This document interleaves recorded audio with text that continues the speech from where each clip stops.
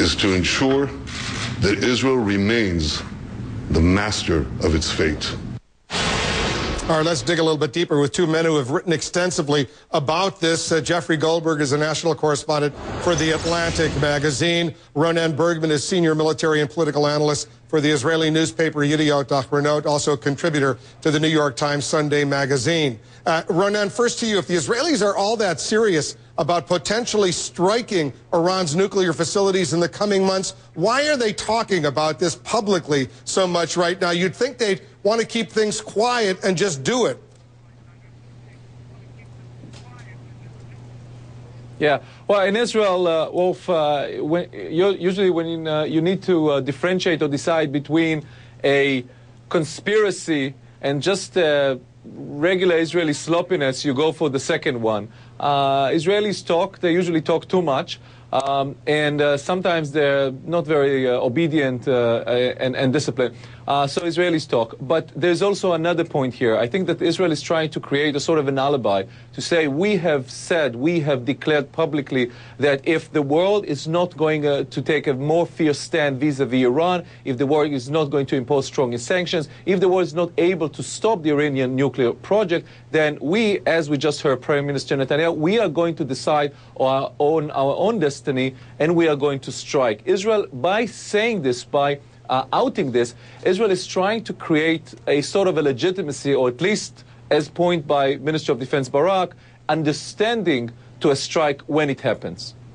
Because my own sense, and Jeffrey, let me bring you into this conversation, is based on past experience. In 2007, when the Israelis bombed the Syrian nuclear reactor, no one talked about it. No one even knew the Syrians had a nuclear reactor. Same thing in 1981 when they bombed the Iraqi nuclear reactor. They just did it. My own sense right now is the Israelis are trying to put pressure on the U.S. to get this military option underway, as opposed to the Israelis themselves. But you met with the president last week. What's yours?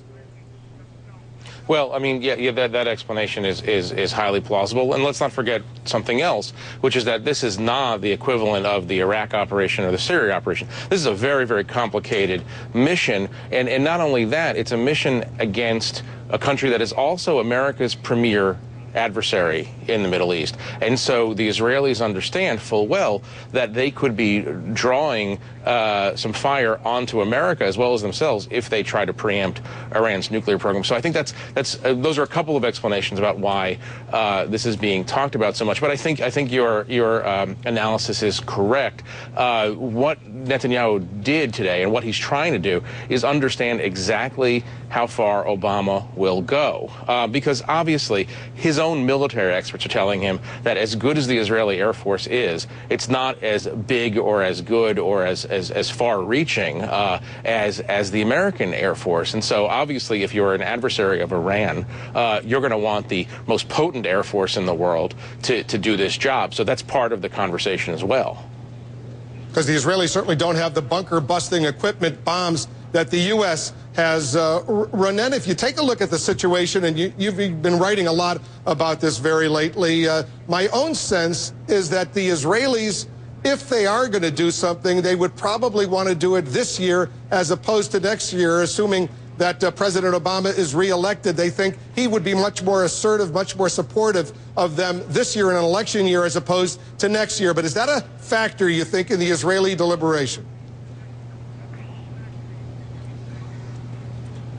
It is, but, you know, there are some Israelis who say that President Obama might like to fulfill his own promise and that he's determined to prevent Iran from becoming a nuclear state, and after winning the election might do it himself. But the time frame, the time scale of the Iranian nuclear project does not allow Israel to have this sort of time, because Iran is going to enter the so-called zone of immunity during 2012.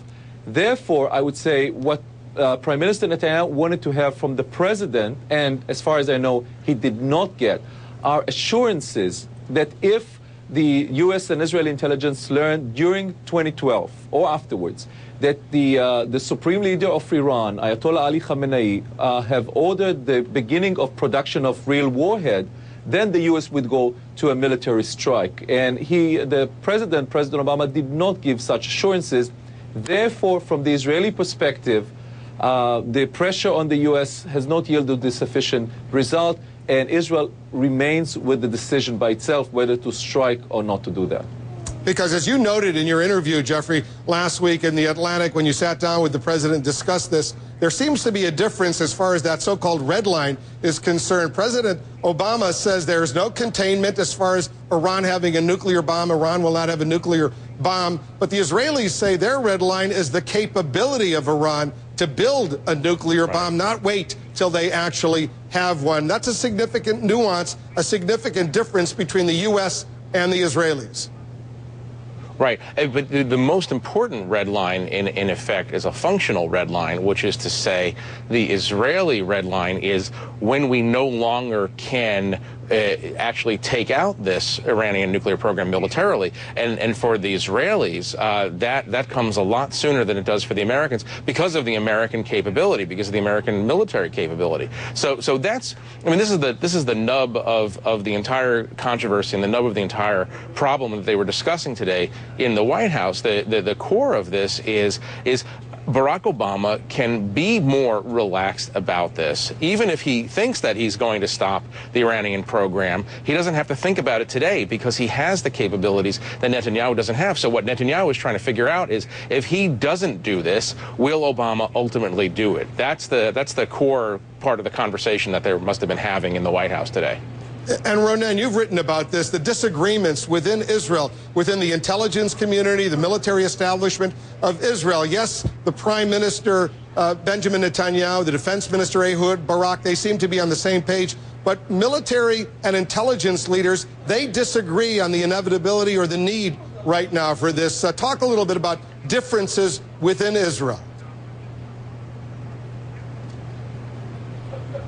Well, there are some leaders or former leaders of the intelligence and the security establishments who maintain, like former director of Mossad, Meir Dagan, that it is not the last minute. The Iranian crucial moment of production of bomb is not imminent and there's still time. The sword is not on our neck, Meir Dagan has told me, or others in the military who maintain that Israel cannot protect its own civilians from the inevitable day-after effect, the rain of rockets that are going to be fired at Israel from Iran, from Hezbollah in the north in Lebanon, and from Hamas in the Gaza Strip. But at the end of the day, the Minister of Defense, Barak, when I asked him about that, he said, I am in favor of a debate. I can hear everybody, but at the end of the day, when the leaders of the military look up, they see myself and the Prime Minister, Benjamin